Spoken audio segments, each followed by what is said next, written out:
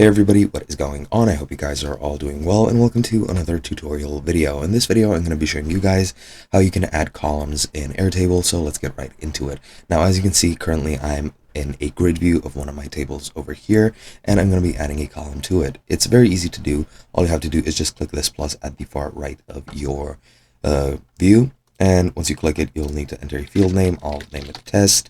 Then you can choose the field type. I'll choose attachment. And you can add a description if you want to, but it's optional. I won't be doing that. And then you can click create field. And as you can see, it has created a test field right over here. And you can then do with it whatever you want. You can drag it around. And that is basically all you need to do. So once again, you just click this plus, name it if you want to, find the field type that you want. This can link to another record if you want to. You can create a new table if you want. However, I'll just, for example, click single line of text. You can, again, enter the default value if you want, but that's optional as well as the description. And when you click create field, as you can see, this is what it looks like. And that's all there is to it. Hope you guys enjoyed, and I'll be seeing you guys in another video.